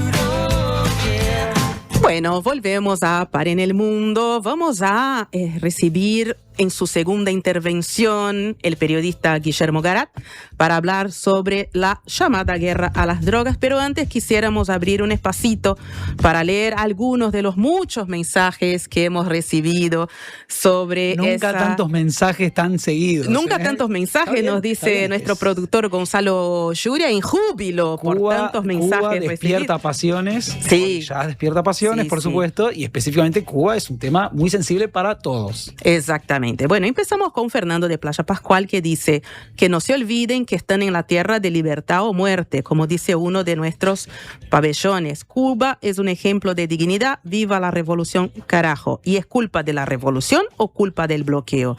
Así que bueno, Fernando, está leído el mensaje. Brian, ¿qué más tenemos? Bueno, acá tenemos un mensaje ahí como que dice: me encanta que hayan invitado a Orillas, muy acertado. De todas formas, avísenle que la mayoría vamos con mucha contradicción al recital. Por favor, se respeta la posición de ellos, pero que no la pudran en el show. Bueno, y dicen, estos cubanos es Orillas, una banda líder reconocida en todo el mundo hace muchas décadas. ¿Saben que Cuba está bloqueada hace 60 años? ¿Y cuál más podríamos destacar? Buenas tardes. Es bueno que los pueblos reclamen patria y democracia. A muchos lo que nos molesta es ese discurso de dictadura o Miami, y en el medio está en lo que muchos creemos. No creemos en Miami y nos rechina ese pensamiento, y creemos en la izquierda democrática. Bueno, obviamente cuando digamos, no vamos a hablar por ellos mucho menos y menos sobre lo que dijeron cuando no están. Digo, hablamos con ellos cuando estaban acá y les corresponde que no vamos a hablar sobre lo que han dicho. Sí que cuando uno les pregunta, quizás, y hace el comentario de lo que pasaba ayer cuando hablamos con Oscar Martínez sobre El Salvador, y esta idea de que muchas veces hablamos de un lugar y que le queremos explicar a los que son de ese lugar y que padecen o disfrutan, según la ocasión, lo que se vive en ese lugar, tendemos a caer en la explicación de, bueno, cómo deberían ellos pensar, y eso también está bueno tenerlo en cuenta para la hora de, pensemos un poco lo que ocurre. Les preguntamos su posición con respecto a Trump y a Marco Rubio y a la situación, la eventual intervención militar. Creo que también hay que escuchar y ser sensibles a lo... Ellos decían empáticos. Ellos hablaban de la palabra empatía, a lo que también se vive en un lugar determinado, más allá de la posición política, geopolítica y la posición también histórica. Hablamos de una revolución que empezó en el año 59, que lleva muchísimos años, que ha ido cambiando también a lo largo de las décadas, y que probablemente también es un faro y un emblema. Hablamos también lo voy a mencionar ahora lo involucro a Guille, que lo hablamos fuera de aire, pero con Guille Garat, que es un emblema en algún punto para un montón de sectores a nivel político, y que uno cuesta a veces decir, bueno, quizás aquello en lo que creo todavía o en lo que creía en su momento fue trastocándose y cambiando, y cómo hacer para reconocer que eso que uno creía no está siendo bueno para los cubanos en este momento, y sin embargo uno puede seguir sosteniendo ciertos faros y ciertos ideales. No quiere decir una cosa que uno tenga que ir en detrimento de la otra necesariamente. Bueno, de todas las maneras, Par en el Mundo escucha todas las voces y las verdades de cada uno, que vienen de lugares muy autorizados para decirlas. Así que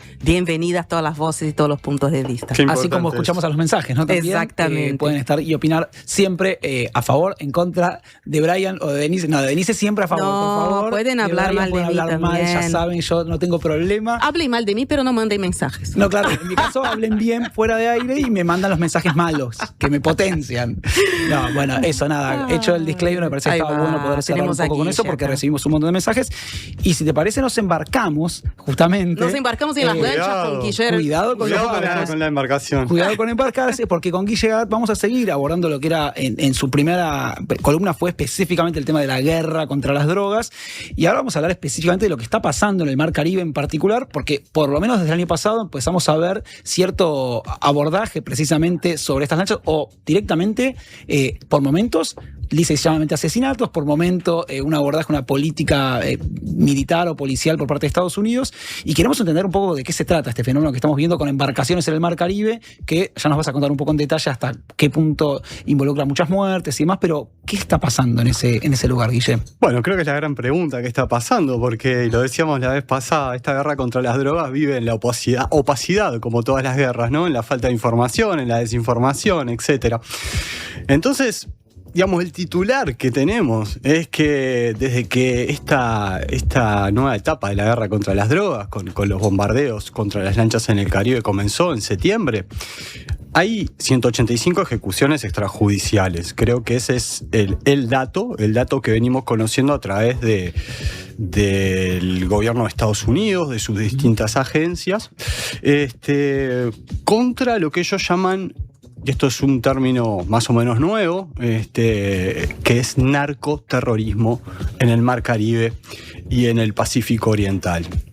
Como decía, desde el 2 de septiembre del año pasado, cuando comenzaron los ataques a estas embarcaciones, se han esparcido dudas y muertos y desaparecidos y un número todavía indeterminado de detenidos en el Mar Caribe y también en el Pacífico Oriental, sobre todo digamos, las proximidades de la costa ecuatoriana, tan rica además en vida marina. Estos ataques además han sido catalogados como una flagrante violación al derecho internacional por diversos actores, ataques a la soberanía de los países también, acciones atadas, incluso estos bombardeos, a la intervención, el secuestro del presidente venezolano Nicolás Maduro, secuestrado en el Palacio de Gobierno de Miraflores, acusado de narcotráfico, que al llegar a los estrados judiciales en Nueva York, le fue retirado ese cargo de narcotráfico, ¿verdad? Entonces, estamos en una situación de espera también para saber qué es lo que está aconteciendo. Y a ver, yo solo un pequeño detalle en relación a la etiqueta de narcoterrorismo, que es algo bastante novedoso en la región y que se está utilizando muchísimo para algunas cuestiones particulares. Ayer justo cuando hablábamos de las noticias y cómo también se utiliza en Brasil para ver si se puede calificar algunas agrupaciones criminales en Brasil bajo ese mote y lo que podría significar eso. Solamente decir que esta etiqueta ya fue usada en los años 80, justamente en lo que fue el inicio de la guerra contra las drogas en Colombia, y después se dejó de usar precisamente porque, bueno, no tenía correlato, no se comprobaba o no tenía sentido utilizarla, y ahora se vuelve a recuperar. ¿Cómo inició, digamos, después de que se recupera este término, la aventura para derribar estas lanchas que se supone, habría que discutir eso también y pensarlo, si que eventualmente transportaban drogas a Estados Unidos? Sí, bueno, ese es otro de los puntos también opacos de todas estas operaciones, porque no hay pruebas, ¿no? O sea, las lanchas se hunden y no conocemos públicamente los resultados de análisis forenses, pericias, etcétera, ¿no? Que deberíamos de conocer. Digamos, a poco de ocupar la Casa Blanca, Trump declaró terrorista a 24 organizaciones acusadas de dedicarse al tráfico internacional de sustancias fiscalizadas en América Latina, ¿no? Esa decisión se motivó en que en Estados Unidos, por ejemplo, desde 2021 a 2023, mueren más o menos 100.000 personas por sobredosis en Estados Unidos. Esta es la justificación para la orden ejecutiva que declaró terroristas a estas organizaciones y abrió la puerta, por lo menos discursivamente, para intervenciones armadas, recordemos, incluso por tierra, ¿no? En la que algunos países latinoamericanos, como México sobre todo, se vieron embretadas, ¿no? Que por suerte no han ocurrido. Pero bueno, creo que la gran pregunta es, ¿estas intervenciones están y han podido controlar ese flujo de drogas? Lo vamos a ir respondiendo, pero la respuesta a priori es que no porque, digamos, los pescadores que han sobrevivido nos están dando otros testimonios. Las identidades de los 185 pescadores bombardeados son todavía muertos, son todavía un misterio y es muy poca la información. Pero vamos a escuchar el testimonio de alguien que sobrevivió a estos ataques en el Caribe. Ya teníamos todo ahí, ellos se estaban amarrando y yo estaba guardando el pescado cuando escuchamos el primer bombazo. Después, cuando yo subí, vi el dron ahí, el segundo bombazo. Y ahí toda la gente corrió a la prueba. Nunca se acercaron a nosotros. Nosotros nos acercamos a ellos. ¿En la lancha? Todos nos embarcamos en una sola lancha y fuimos para allá. Y de allá, colleros, nos esposaron y nos encapucharon. Los gringos. No nos soltaron, no nos entregaron a la Guardia de El Salvador hasta las tipo 11, ya 12 de la noche. Escuchábamos a un tripulante de Don Maca, un pesquero de 35 toneladas que había zarpado de Manta, Ecuador, y pescaba unos 320 kilómetros al noreste de Galápagos. Esa embarcación, el 26 de marzo pasado, desapareció con sus 20 tripulantes durante una semana. Y bueno, le recomiendo a quien le interese este tema ver cuáles fueron las repercusiones en la prensa ecuatoriana y cuál fue el tono, digamos, de esta desaparición, porque fue bastante banal, digamos. Los marineros ecuatorianos aparecieron en El Salvador de Bukele, que ayer escuchábamos al gran amigo Oscar Martínez. 8 días después del ataque, donde fueron, como decía, encapuchados, que fueron privados de su libertad sin cargos, habían sido atacados por drones por la Marina de Estados Unidos, por supuesto, sin orden judicial. El pesquero y 6 lanchas auxiliares fueron hundidas, como la estabilidad emocional de los pescadores. Ellos están mal, te dice que no conciben el sueño desde esos ataques, entonces es preocupante. Ahorita se los va a hacer chequear. Fuimos bombardeados y la embarcación y las lanchas pues fueron hundidas. ¿Van a seguir alguna acción legal ustedes? Sí, ya los abogados pues están estudiando el caso. Ahí escuchábamos al armador del pesquero Don Maca, atacado por la Marina de Estados Unidos, avisando que va a presentar una denuncia, y no es la única que se ha presentado, que se va a presentar. Sí, claro, ¿te parece, Guis? Perdón. Solo para aclarar, estos testimonios son de ellos a la prensa ecuatoriana, ¿no? En cuanto aparecieron. Cuando vuelven de El Salvador, son repatriados, digamos, sin ningún tipo de cargo judicial. Porque lo poco que sabemos de lo que viene pasando en el Mar Caribe es a partir de los sobrevivientes. Sí. De los sobrevivientes en el caso de los que hay, que nos van contando qué fue lo que pasó y qué fue lo que fue ocurriendo. De los muy pocos sobrevivientes que hablan, y sobre todo de las comunicaciones del Comando del Sur vía Twitter, que son como la principal fuente de información, y de ahí las organizaciones de la sociedad civil cuentan las ejecuciones extrajudiciales, quién desapareció y esto, pero falta todavía mucha información. Bien, sabemos que hay otras denuncias contra Estados Unidos, ahora nos vas a contar un poco más, Guille, si te parece, pero primero vamos a una tanda y ya volvemos. Se viene el invierno y el Megal queremos hacértelo más liviano. ¿Sabías que en Uruguay se vende una garrafa fabricada en Noruega que pesa la mitad que las comunes? Mejora la vida de quienes tienen que cargar con ella. Es translúcida y se puede ver cuánto gas le queda. Está hecha con un material amigable con el medio ambiente. ¿Qué estás esperando para cambiar tu vieja y pesada garrafa por una garrafa liviana de Megal? Si estás escuchando esta radio, te la cambiamos sin costo. Llama ahora al 19220 y decí la palabra clave, La Diaria Radio. Megal, innovamos con energía.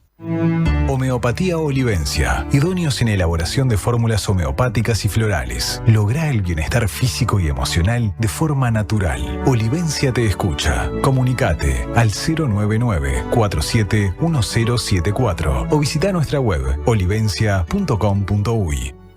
UTE presenta Pequeños Grandes Consejos de Túnicas en Red. ¿Sabías que puedes ser más eficiente con tu heladera? Antes de abrirla, pensá qué necesitas sacar. De esta forma, evitamos pérdidas de energía. Al momento de cerrar la heladera, fíjate que la puerta quede bien cerrada y que los burletes estén sanos para que el cierre se mantenga hermético. Que no entre el calor a la heladera. Lo probamos en casa y funciona. UTE, avanzamos con energía. La Diaria Radio, 97.9. Prevení dolores cervicales y de espalda. Ajustá la altura de la pantalla. Elegí sillas con buena sujeción lumbar. Prevení. Preasociate a la Española. 1920-1234 o preasociate.com.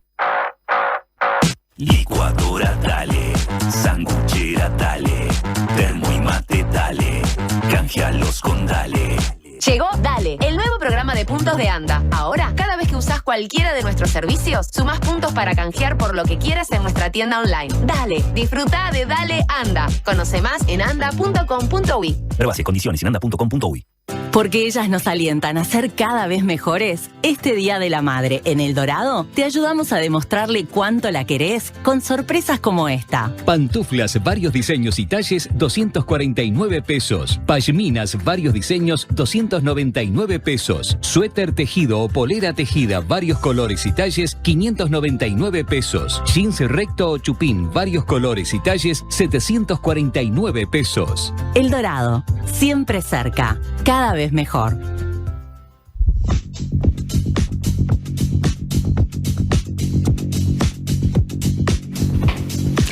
Volvemos con Guillermo Gará, que nos está hablando de estos ataques de Estados Unidos en lanchas, en su guerra contra las drogas. Hay otras denuncias, ¿no?, contra Estados Unidos, Guillermo, más allá de los pescadores que sobreviven y que se animan a hablar. Sí, hay dos que son de particulares. Una es la familia de Alejandro Carranza Medina, un colombiano que murió en uno de los ataques y presentó una denuncia ante la Corte Interamericana de Derechos Humanos de la Organización de Estados Americanos, muy recientemente. En Estados Unidos, la añeja American Civil Liberties Union interpuso también una demanda en los tribunales de su país por el caso de Chad Joseph y Richie Samaró, de las Cuevas Trinidad, que en octubre volvían desde su país, desde Venezuela, embarcados con otras 4 personas, cuando fueron asesinados también por la Marina de Estados Unidos. Además también hay organizaciones de la sociedad civil que recientemente presentaron una carta, son 125 organizaciones que presentaron la carta, donde han expresado una preocupación por estos ataques. Entre ellas, Amnistía Internacional firman esta carta. Nosotros hablamos con Annie Gill estos días, directora para Estados Unidos del Centro de Civiles en Conflicto, una ONG Civic en Estados Unidos, que nos menciona qué sabemos de estas personas bombardeadas. Las identidades de la mayoría de las víctimas siguen siendo desconocidas. Los informes sugieren que algunos eran pescadores, independientemente de si transportaban drogas o no, siguen siendo civiles. Por ejemplo, un sobreviviente de Ecuador fue puesto en libertad porque los fiscales no encontraron ninguna prueba de que hubiera cometido un delito. Para muchas de las familias de esas víctimas, sus seres queridos están desaparecidos. Puede que nunca sepan qué les sucedió y no tienen acceso a recursos legales. Además, las comunidades costeras han observado restos humanos llegando a las orillas y ahora temen por sus vidas al pescar, lo que genera traumas y afecta sus medios de subsistencia. Las consecuencias de estos ataques de Trump en el Caribe recién se están empezando a conocer tímidamente, ¿no? Ahora, a mí lo que me asusta particularmente, y lo mencionaba Annie Gill, es este fenómeno de la desaparición, que no es nuevo en la guerra contra las drogas, ¿no? Y lamentablemente no es nuevo en América Latina. No, claro. Hay un terror creciente entre los pescadores del Caribe, particularmente los colombianos.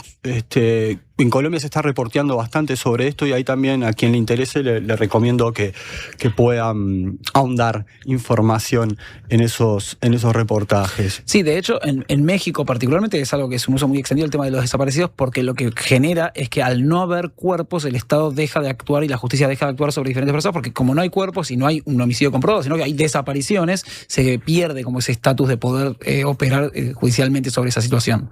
Sí, que es una de las armas con las que las dictaduras en América Latina ganaron tanto tiempo para que justamente se judicializaran los casos, ¿no? Y así está pasando en México muy fuertemente. Bueno, y hay críticas adentro de Estados Unidos también, ¿no? Sí, y varias importantes, ¿no? Por ejemplo, senadores, también la sociedad civil, como decíamos, pero también integrantes del propio gobierno actual de Estados Unidos, en el Comando del Sur, en la CIA, en el Departamento de Defensa, se han manifestado, son, digamos, manifestaciones que han salido a la luz en la prensa de Estados Unidos y han sido expulsados, digamos, o realojados en sus funciones gubernativas, digamos. Quería poner otro audio de Annie Gill, de la organización Civic de Estados Unidos, donde nos cuenta por qué estos ataques están siendo y pueden llegar a ser mucho más peligrosos para la democracia.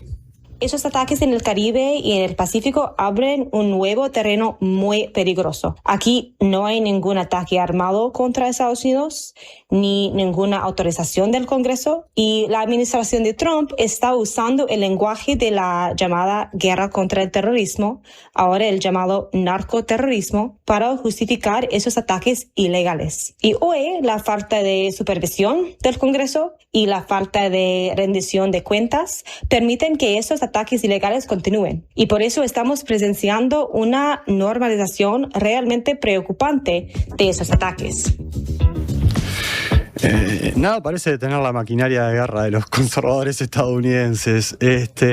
Recordemos las palabras de Stephen Miller, jefe adjunto de gabinete de la Casa Blanca y asistente del presidente Trump para seguridad nacional, semanas atrás, que decía que los cárteles que operan en este hemisferio, en América, son como el ISIS y Al-Qaeda del hemisferio occidental. Y, abro comillas, deben ser tratados con la misma brutalidad y crueldad con la que tratamos a esas organizaciones. Hay una vuelta de tuerca en esta guerra contra las drogas, donde este autoritarismo que viene de un sector político de Estados Unidos empieza a crecer, ya no en Estados Unidos, sino en la región. Y uno de los debates que también empiezan a surgir en las organizaciones de la sociedad civil del hemisferio americano es si estos crímenes no empiezan a ser catalogados o eventualmente catalogados como crímenes de guerra, crímenes de lesa humanidad. Hay todo un debate ahí que se está dando. Yo quise tener la perspectiva de Pim Metal, que Pim trabaja en el Transnational Institute de Holanda siguiendo políticas de drogas, particularmente en América Latina desde la década de los 90.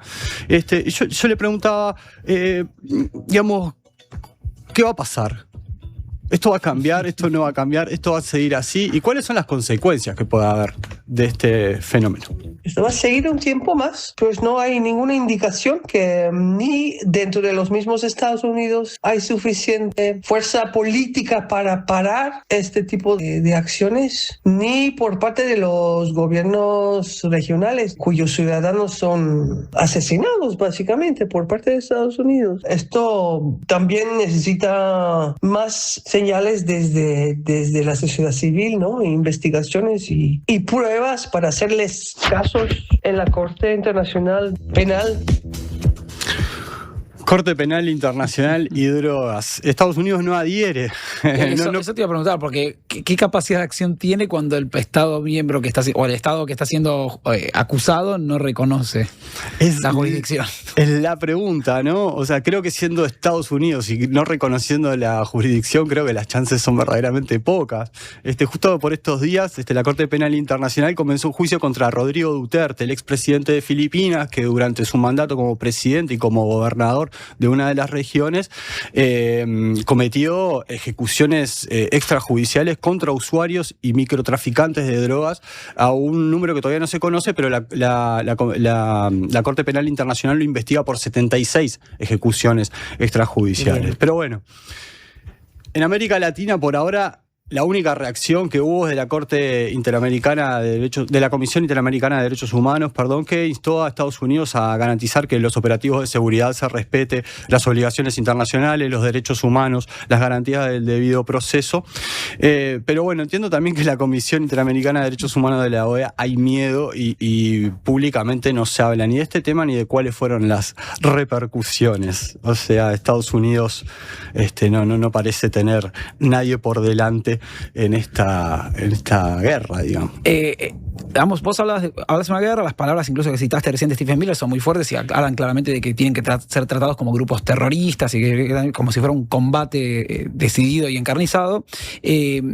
Ahí la pregunta que cabe es, estos ataques sobre el Mar Caribe que hasta el momento llevan, si no me equivoco, 185 muertes, y bueno, más allá de las desapariciones y demás, ¿tuvo algún efecto sobre el ingreso de drogas o el supuesto ingreso de drogas por parte de esas embarcaciones a Estados Unidos? ¿Tuvo efectos? Bueno, no hay información disponible. Lo que han dicho algunos funcionarios de gobierno en Estados Unidos es que han bajado la sobredosis, que es verdad, pero que ya venían bajando desde hace 2 años, ¿no? Entonces tampoco es un dato nuevo. Ahora, va a ser muy difícil que se corte el ingreso. En este caso, lo que pasa por el Caribe no es el fentanilo. Las principales rutas de fentanilo, según la DEA, en un informe de hace 2 años y poco, viene de China, ¿no? Y en alguna medida de México. Entonces, no va a poder, o sea, no tiene nada que ver con lo del fentanilo y con lo de la cocaína. ¿Se va a cortar la posibilidad de que los estadounidenses compren cocaína? Claramente no. O sea, no es lo que está pasando en las calles de Estados Unidos. No hay reportes al respecto. Estados Unidos tiene un problema con la cocaína porque es el país, digamos, que tiene más muertes por habitantes del mundo, ¿no? O sea, 3.2 muertes cada 100.000 muertes en Estados Unidos son por sobredosis de cocaína, ¿no? En América del Sur se estima que es un 0,27 cada 100.000 defunciones, en América del Sur, para tener una comparativa. Y además, si pensamos en cuál es la historia de esta guerra contra las drogas, de decir, bueno, vamos a cortar un flujo, por ejemplo, en el 2006, Felipe Calderón, expresidente de México, dijo, bueno, vamos a cortar el flujo aéreo para los cárteles. Ok, cortaron efectivamente el flujo aéreo, pero ¿qué pasó? Bueno, la cocaína empezó a ir por debajo, y empezó a ir por la tierra y empezó a darle liquidez a los grupos paramilitares de Centroamérica, pero también a estas pandillas de las que Oscar Martínez, por ejemplo, nos hablaba allá en El Salvador. Bukele, sin toda esa movida, no hubiera sido posible, ¿no? Entonces se corta el aire, pero los cárteles avanzan por tierra. Ahora, se corta el mar, los cárteles seguirán avanzando, porque la demanda en Estados Unidos sigue siendo la misma. Primero, ¿hay forma de pensar que termine esta situación en algún punto autoritaria o la situación arbitraria que ocurre en Estados Unidos o no? Bueno, Trump en este momento tiene mayoría en el Congreso, ¿no? Los demócratas están debilitados. No me deja esperanza, Guille. No me deja pensar, bueno, sí, va a mejorar pronto. ¿Viste? Yo le tiro el centro a ver si sí, tranquilo que ya viene. No. No sé, me gustaría decirte que sí. Dale, bueno, por lo menos decime eso. Gracias, Guille, gracias por tener la intención. Bien. Pero bueno, en Estados Unidos mismo no la están viendo muy clara la situación en el futuro. Podemos escuchar a Annie Schill, que nos va a mencionar un poco cuál es la movida ahora en Estados Unidos. Primero, el Congreso americano debe actuar o, de lo contrario, corre el riesgo de sentar un presidente muy peligroso. Que el presidente pueda matar a cualquiera a quien él acuse de un delito sin el debido proceso. Con respecto a la comunidad internacional, todos los estados deben dejar o abstenerse de apoyar esas ejecuciones extrajudiciales. Bajo el derecho internacional, los terceros estados pueden incurrir en responsabilidad jurídica por prestar ayuda o asistencia a otro estado en la comisión de ciertos hechos ilícitos, incluso ejecuciones extrajudiciales y crímenes de lesa humanidad. Bueno, Guillermo, ahí escuchábamos a Annie Schill diciendo lo que debería pasar, ¿no? En esa situación. Si te parece, vamos a un cortecito y volvemos para redondear con otros datos que nos traes. Buenísimo. Cuando estoy en el estudio grabando, cuido cada detalle. Con mi salud, tengo el mismo cuidado. Por eso,